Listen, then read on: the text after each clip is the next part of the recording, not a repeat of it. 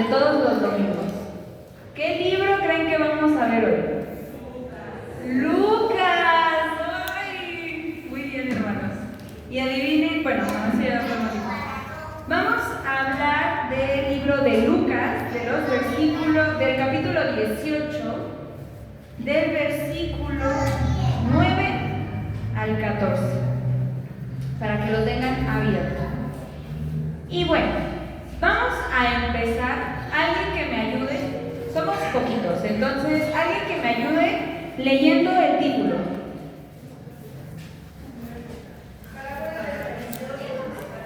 Parábola del fariseo y el publicano. ¿Alguien sabe quiénes eran los fariseos y los publicanos? Los fariseos eran una secta de los judíos, igual que los saduceos, solamente que unos creían en la resurrección de los muertos y otros no. Exacto, muy bien. ¿Alguien más sabe? Se vale decir que no, no pasa nada. Está difícil la pregunta, sí está medio difícil, la verdad. Bueno, en este versículo, en este pedazo de la Biblia, en esta porción de la Biblia, vamos a hablar de dos personajes principales, de los fariseos y los publicanos. Y vamos a empezar con los fariseos. Los fariseos eran un movimiento social y religioso dentro del judaísmo, como bien nos decía el hermano, y era conocido por su estricto cumplimiento de la ley. Ellos no se podían salir ni un milímetro de lo que decía la ley, eran muy rigurosos en ese tema. Ellos se alejaban incluso de los demás para no ser contaminados. Entonces era como, una vez que eres fariseo, ya no te puedes juntar con nadie más. Eran oponentes de Jesús también. ¿Por qué? Porque ellos sí creían que había pureza y la resurrección y la venida del Mesías, pero ellos no creían, por la forma en la que era Jesús, que Él era el Mesías. Entonces, otra cosa de los fariseos. Y entonces, los fariseos eran como personas que se creían un poco santos, no sé si superiores. Ajá, como superiores en esta cuestión de espiritualidad, de religión, y que por eso tenían que alejarse de los demás, dejando de lado la justicia y la misericordia. Por su parte, ¿quiénes eran los publicanos? Los publicanos eran los recaudadores de impuestos. Entonces, ellos, ¿quién quiere al SAT? Nadie, ¿verdad? Tampoco, yo lo quiero. Nadie quiere al SAT. Yo estoy segura que ni la propia Imar quiere al SAT, ¿verdad? Entonces, eran muy odiados por el pueblo porque eran considerados traidores. Y también eran considerados traidores, uno, pues por cobrar impuestos, y dos, por servir a los romanos. Y entonces, aquí también los publicanos eran conocidos por ser muy corruptos. Entonces era como dos puntos muy opuestos, ¿no? Y tenemos un personaje muy importante y popular, del que estoy segura que saben su nombre y que era un cobrador de impuestos. ¿Quién fue? Saqueo. Saqueo. Era Saqueo. Muy bien, va muy bien. Me están sorprendiendo. De este lado vamos Bueno, teniendo este contexto, podemos empezar a estudiar la palabra del Señor. Vamos a saltarnos, ya saben cómo es esta dinámica, vamos por versículo bíblico. Vamos a saltarnos ahorita el versículo 9, ya después lo retomamos. Versículo 10 nos dice: dos hombres subieron al templo. Ahora, uno era fariseo y el otro publicano. Vamos a darles otro contexto histórico. Antes los templos estaban arriba. La ciudad estaba abajo y el templo estaba en una montañita en la punta. Entonces, para orar a Dios tenían que subir al cerro, bueno, a la punta de aquí del monte, oraban y bajaban. Ese era el ritual. Por eso dice que subían dos hombres. Y entonces, comenzamos con la aparición de los personajes de esta parábola. Pero desde aquí comenzamos a ver algo que es curioso. ¿Quién subió? Un fariseo, normal, ¿no? Y un publicano. Qué raro, ¿no? Alguien así, con sus características y su forma de vida, suba al templo. Como lo dijimos antes, los publicanos eran considerados traidores a los judíos. Pero no solo eso, sino que también eran corruptos. Sin embargo, nos dice que subieron a orar. El fariseo, versículo 11. El fariseo, puesto en pie, oraba consigo mismo de esta manera. Nos explica aquí que estaba teniendo una oración personal, ¿no? Es decir, que no estaban ni recitando salmos, ni cantando, ni estaban diciendo la apertura del culto, nada. Estaban orando internamente. Sin embargo, vemos que en esta oración, es decir, un momento especial con Dios, un momento en el que nos estamos comunicando con el Padre y que tenemos un vínculo espiritual en ese momento que es muy grande. En ese momento, el fariseo vio oportuno orar y decir: Dios, te doy gracias porque ¿qué? No soy como los hombres, ladrones, injustos, adúlteros. Vamos a dejarlo hasta ahí. Pues hasta ahí como que iba lanzando pedradas para que lo escuchara, ¿verdad? Como de, híjole, pues ya le cayó a este, ni modo, yo estaba orando. Entonces, pues como que dice que, pues es como normal, no se podría decir, lanzaba pedradas. Pero aquí, ni siquiera, con la parte que sigue, ni siquiera le dio chance al publicano para cabecear. Porque dice, ni aún como este publicano. Híjole. Pues esa lleva con mucha intención, ¿no? Esa piedra ya iba, pero hasta con filo. Iba pulida esa piedra. Y ahí es cuando ya la pedrada, pues no es tan lanzada, sino proyectada. Este fariseo, en su arrogancia y soberbia, se jacta de su santidad, buscando humillar al publicano.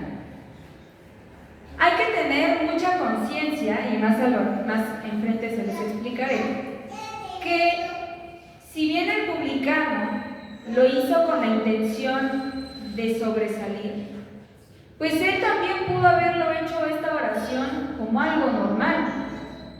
¿Por qué? Porque el publicano dedicaba su vida entera a cumplir la ley. Y entonces él podía decirlo, porque se pudo haber sentido con esa autoridad de decir: yo no soy como él, yo no soy mentirosa, por ejemplo, ¿no? Yo no soy ratera, yo nunca he robado. Y a lo mejor esas son pedradas para el que sí lo ha hecho, pero para el fariseo pues era algo normal. El problema es la intención con la que dice las cosas. Y esto se confirma en el versículo 12, que dice: ayuno 2 veces a la semana, doy diezmos de todo lo que gano. Aquí ya está de más decir que está clara la intención de este personaje. Él lo que quiere es brillar. Y él lo que quiere es decir: yo sí cumplo, yo fariseo al pie del cañón. Y dime lo que quieras, pero yo obedezco. Y curiosamente, cuando los ayunos en la ley mosaica decía que era máximo 1 o 2 veces al año. Entonces, que él lo hiciera 2 veces a la semana, pues también desobedecía la palabra del Señor.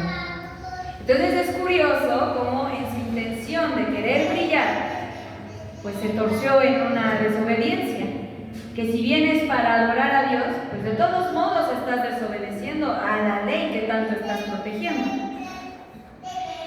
Y les quiero contar algo que es una experiencia, otra. Cuando yo era más chiquita y empecé a trabajar en la iglesia, o sea, hace no mucho, ¿verdad? Teníamos una hermana y yo hacía las diapositivas, como la hermana Yolanda. Y yo acá, en PowerPoint, dándole duro a las diapositivas, y llegaba y le decía a la hermana, ya las hice, yo las hice, yo. También entiendan, estaba más chiquita. Y entonces la hermana agarró y me dijo, muy bien, la primera, ¿no? Y yo, otra vez, yo hice las diapositivas, ¿qué tal me quedaron? Bien. Y otra vez, yo no sé qué buscaba, bueno, sí sé qué buscaba, ¿verdad? Pero me estoy haciendo la que no sabía. Y llega la tercera vez que yo le digo a la hermana, y la hermana, vete. Y ya nos ponemos a platicar, ¿no? Y me dijo, cuando tú haces las cosas para el Señor, se quedan callados. Y lo mismo pasa cuando lo hacemos por otras personas. Porque cuando uno lo hace por querer brillar, por querer resaltar, por querer ser soberbio, ya no tiene caso. Ya no es lo mismo para el Señor. Sí, lo habrás hecho. Sí, ese domingo hubo diapositivas, pero ya no fueron de gratitud para el Señor. Porque todas esas cosas Dios las ve, pero se deben de quedar entre Dios y tú. Y esa frase a mí me quedó bien marcada. Y ahora cada cosa que hago y que lo voy a contar, lo pienso 2 veces. Y ya cuando veo con qué intención lo quiero decir. Porque hay veces que decimos las cosas para demostrar que Dios es maravilloso. Yo a veces llego y le digo a las hermanas, estoy bien tronada. Ahora sí estoy bien cansada. Pero no lo digo para que ellas me digan, ay hermana, ahí le doy una cama de billetes, ¿verdad? Sino para que ellas entiendan que el Señor nos da fuerzas de donde no sabemos que salen. Entonces las cosas que yo voy diciendo es porque creo son de bendición para cada uno de ustedes. Entonces ahí es cuando cambia la cosa. Es muy cierto, porque las cosas que haces por el otro se tienen que quedar entre la persona y tú. Porque entonces la intención, si cuando tú lo expones, entonces tu intención nunca fue ayudar al otro. La intención fue aprovechaste la oportunidad para brillar tú. Y ahí es donde tenemos que tener cuidado. Ahí ya no es lo correcto. Ahora bien, como ya dijimos, tradicionalmente solo se podía hacer 1 o 2 ayunos al año. Entonces también como que muy obediente el fariseo, pues tampoco. Y el que lo estuviera cantando, pues tampoco estaba mal. Entonces ya vamos viendo que el fariseo pues va teniendo como varios errores, ¿no? Como varias cosas que como que no van bien. Versículo 13. Mas el publicano, ¿dónde estaba el publicano? Lejos. No quería ni alzar los ojos al cielo, sino que se golpeaba el pecho diciendo, Dios, sé propicio a mí, pecador. Qué fuerte es este versículo. Porque a lo mejor ustedes de una primera lectura pues pueden decir como, pues sí, el publicano, ¿no? Pero nos están mostrando 2 puntos muy diferentes. La soberbia y el arrepentimiento, la humildad. Entonces dice que estando a lo lejos, si bien ambos personajes estaban en el mismo lugar, que era el templo, no estaban a la misma distancia. Yo me lo quiero imaginar así. El fariseo está en la banca donde están mis hermanos de música y el publicano en la puerta. Eso también es símbolo de humillación. Es símbolo de vergüenza. Lo que estamos viendo es la clara representación de una persona que está avergonzado y arrepentido de lo que está haciendo. Él sabía, el publicano sabía la condición en la que vivía y sabía que el ser cobrador de impuestos lo obligaba a asumir consecuencias que no eran del todo cómodas, que no eran del todo justas y agradables. Él sabía que era considerado un traidor y por eso se impone esa distancia. Nadie se le está imponiendo. En este versículo no nos dice. A lo mejor sí, no lo dice. Él solito se pone en esa distancia. Golpearse en el pecho simboliza el pesar y contrición. En otros pasajes de la Biblia podemos ver la misma actitud como símbolo de arrepentimiento. También, ¿qué otro símbolo de arrepentimiento vemos en la Biblia? Rasgan sus vestiduras, se arrodillan, exclaman, gritan. Estas cosas son símbolos de arrepentimiento que el publicano está experimentando en una ida a una oración. Bajar la mirada es símbolo de sumisión, de inseguridad, de vergüenza o falta de confianza. Bíblicamente, este acto significa estar en humillación, en arrepentimiento profundo y vergüenza ante Dios. ¿Y cuántos no hemos estado como aquel publicano? ¿Cuántos no hemos podido entrar al templo, adorar al Señor y no sentirnos con este peso? ¿Cuántos no hemos tenido esta sensación de que no podemos levantar la mirada a Dios? De que no podemos ni siquiera orar con Él, porque sentimos que no somos merecedores de hablar con el Señor. ¿Cuántos no hemos sentido que no somos dignos de recibir ayuda del Señor? Puedo asegurarles que mínimo una vez lo hemos experimentado. Sin embargo, Dios sigue respondiendo.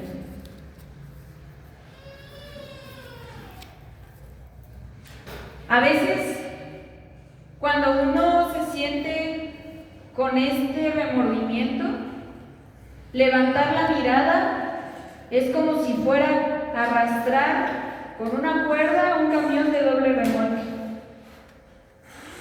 A veces el levantar la mirada pesa mucho. Y no solo es levantar la mirada, es el arrepentirse.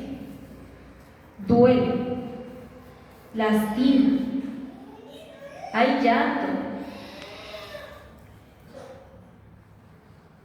Y su oración es una cosa preciosa. 5 palabras, toda una enseñanza. Dios, ¿qué dice? Sé propicio de mí. Aquí el publicano pide por misericordia. Propicio es misericordia. Y digo que hay toda una enseñanza en esta oración, porque podemos ver el marcado contraste entre el arrepentimiento del publicano y la soberbia del fariseo. Podemos ver y podemos entender que hay 2 caminos que podemos tomar: el del fariseo o el del publicano. Podemos, sí, equivocarnos. Podemos ser las personas más groseras. Podemos ser las personas más malas que hay en el mundo. Pero cuando llegamos con un arrepentimiento sincero, el Señor nos perdona. Y el Señor siempre está ahí, a la puerta, esperando a que tú abras para que Él pueda entrar en tu vida. Versículo 14. Y Jesús nos dice que el publicano descendió a su casa justificado antes que el otro. ¿Por qué? Porque cualquiera que se enaltece, ¿Y el qué? el que se humilla será exaltado. Muchos no sabemos este versículo. Cuando yo me encontraba en momentos de crisis, así, el que se humilla será exaltado. No, el que se humilla será exaltado y el que se exalta será humillado. Y lo repetimos y lo creemos y está bien. Pero vamos a estudiar este pedacito, este versículo, y vamos a dividirlo en dos. Dice que descendió a su casa justificado antes que el otro. No podemos tomarlo literal, porque caeríamos en lo mismo del publicano. Entonces ahora yo soy mejor, porque ya me humillé y ya Dios me va a exaltar. Entonces, no, que es un ciclo, ¿estamos de acuerdo? Ambos descendieron y ambos tuvieron su justificación y fueron perdonados y recibieron la bendición de Dios. Sin embargo, la actitud del publicano tuvo un valor especial. Los dos adoraron al Señor. Nadie está diciendo que no. Sin embargo, por la actitud que tuvo el publicano, compensó todo lo que hace el fariseo. Y entonces se equilibra la balanza. Y entonces el publicano también es digno y merecedor de una victoria, como el fariseo la tendrá. Ambos fueron justificados, el fariseo por obedecer y cumplir la ley de Dios, y el publicano por arrepentirse y pedir misericordia desde el corazón. Y viene el versículo bíblico que, como les dije, muchos no sabemos de memoria. Cualquiera que se enaltece será humillado, y el que se humilla será exaltado. Amén. Amén por eso. No porque busquemos humillar al de al lado, no porque busquemos humillar al compañerito que me está haciendo la vida imposible, sino porque yo sé que ahorita yo estoy pasando el mal trago, pero que mañana yo tendré la victoria, no a costa de la derrota del otro, sino que Dios me va a dar mi propia victoria. Esa persona se va a quedar como está. A lo mejor va a mejorar, a lo mejor no, pero yo tengo algo diferente. Y yo tengo a Dios de mi lado que me va a dar esa victoria. Puede que hoy te estés sintiendo como el publicano, menospreciado, avergonzado, humillado. Tal vez la carga que estás sintiendo es demasiado pesada. Tal vez hoy sientes que no eres merecedor de que Dios te escuche. O tal vez hoy sientas que estás perdiendo una batalla. Hoy te digo, hermano, que dejes ese peso en las manos de Dios. Él se va a encargar. Él va a tomar todas tus preocupaciones, las va a hacer una masa, como cuando uno arranca una hoja de papel. La va a hacer bonita y la va a transformar en una solución y en crecimiento para tu vida. No puedes cargar todo el peso de tus problemas solo. Y no lo debes hacer, porque tenemos un Dios que está con nosotros. Tenemos un Dios que nos escucha, que obra, que está al pendiente de nosotros, que Él propio y Él mismo nos dice: dame tus cargas, que yo te haré victorioso. Confía en Dios. Otra vez, Confiar. Confía en que Dios te escucha, te ve, te siente. Que Dios conoce milímetro a milímetro de todo tu ser. Confía en sus planes, en sus tiempos. Porque como dijimos el domingo pasado, puede que esta vez te esté preparando. Puede que esta vez esté moviendo todo a tu alrededor para que pueda cumplir tu petición. No nos postremos tampoco, ni nos quedemos sentados esperando a que Dios obre y que el trabajo que quiero milagrosamente aparezca, yo estando sentada. Que la pareja que yo quiero toque a mi ventana, yo sin salir de mi casa. Que no sé qué otra cosa, a ver, ayúdenme con otra, en lo que a mí se me ocurre algo. Que logren titularse sin estudiar. Que logren titularse sin estudiar. Que puedan preparar la comida sin ir al supermercado. Tenemos que obrar. Fe con acción. Acción con fe. Tenemos que trabajar en nuestra humildad, en nuestro amor, en la empatía, en la fe, en el respeto. Y quitar toda semilla de soberbia que nos haga ser arrogantes y que nos aleje del camino del Señor. Hoy te digo, amado hermano, y les pido que me miren a los ojos. Hoy te digo, hermano mío, tendrás tu victoria. Tendrás todo aquello que estás buscando, deseando y orando. Lo vas a tener, por gloria de Dios. Pero ten cuidado. Ten mucho cuidado porque cuando sea tu turno, no vayas a reaccionar como el fariseo. Ten cuidado de que entonces esa gratitud y esa humillación se convierta en egoísmo, en soberbia. Que tu corazón siempre esté centrado y siempre esté directo a los ojos del Señor.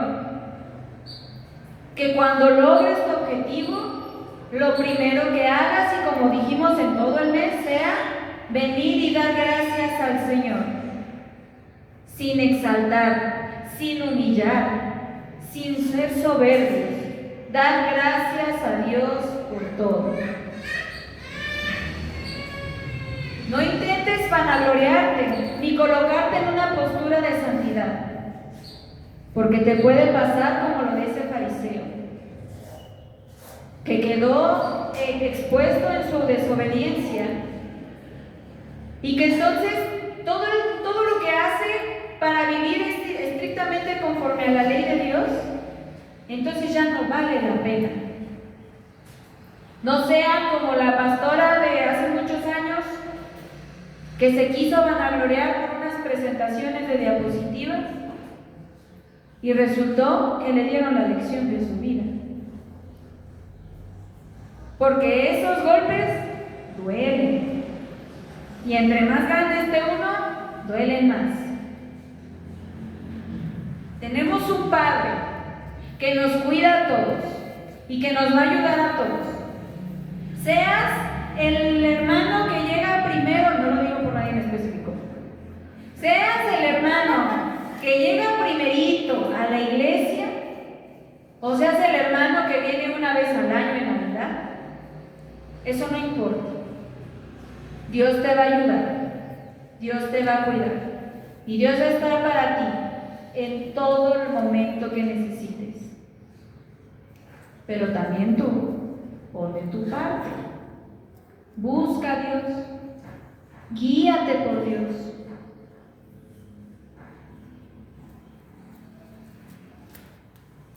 Podemos ir al capítulo de 2 de Timoteo 4, versículo 8. Ya lo habíamos leído, lo vamos a repetir.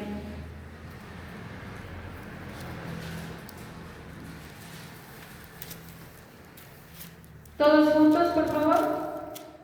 Por lo demás, Me está guardada la corona de justicia, la la cual cual me dará el Señor, pues justo en aquel día, y no solo a mí, sino también a todos los que aman su venida. tenemos un Dios justo. Sí, amén. ¿Tenemos un Dios justo? Amén. Ay, ya estaba dudando, hermanos. Y entonces ahora sí podemos regresar al versículo 9 del capítulo 18 de Lucas. Nunca se nos dice quiénes son los que se creían justos y quiénes eran los que se sentían menospreciados, ¿o sí? No. Puede que seamos tú y yo. Puede que seas tú de la parábola, de quien se trata esta parábola. Pero cuidado, otra vez, porque yo esperaría que estuviéramos del lado de los que estamos siendo menospreciados y no del lado de los que estamos siendo soberbios. Porque qué triste sería saber que por arrogancia seremos regañados y seremos humillados. Porque no lo digo yo, está en la palabra. Pero si estás del lado perdedor, si estás del lado en el que te están haciendo la vida imposible, en el que estás diciendo, oye, ¿qué te hice? Ya déjame en paz, no me estoy metiendo contigo, en el que el profesor te está haciendo complicado el semestre. Entonces déjate felicito, porque Dios tiene una promesa preparada para ti y puedes recurrir a ella cada que lo necesites. En el libro de Lucas capítulo 18 versículo 14 parte B. Promesa que será cumplida y que será motivo de alegría en tu vida y tu futuro. Apréndete esta promesa del Señor. Vive con esta promesa del Señor. Que tu corazón esté lleno de humildad y que tu alma esté siempre centrada en los ojos de Dios. Y si tienes por ahí alguna semillita de soberbia, quítala de tu vida. Deshazte de ella. No te va a servir, de verdad te lo juro que no. Si en este momento tú te estás sintiendo humillado, espera, porque Dios te va a escuchar. Si en este momento tú te estás sintiendo en una prueba,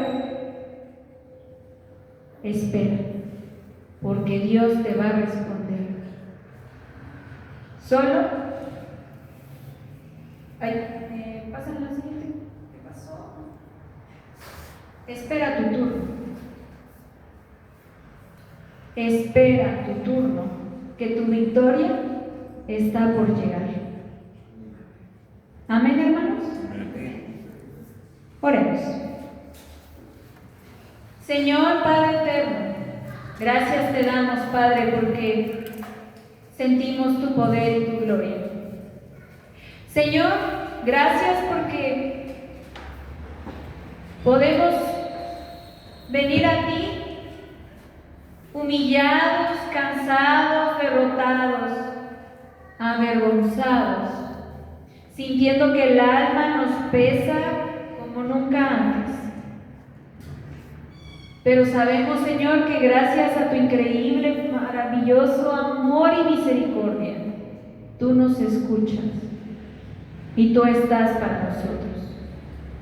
Te pedimos, Señor amado, que tú nos permitas ser pacientes para el momento en que tendremos nuestra victoria.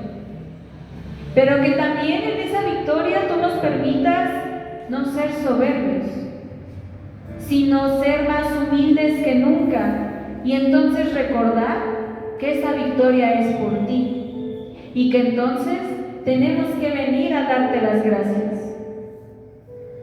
Permite que nuestra mirada, nuestra alma, nuestro espíritu, nuestra fe, nuestro ser esté dirigido a ti.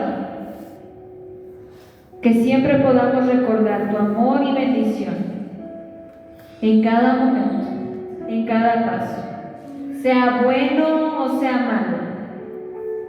Que podamos sentirte siempre con nosotros, Señor Jesús. En Cristo Jesús. Amén.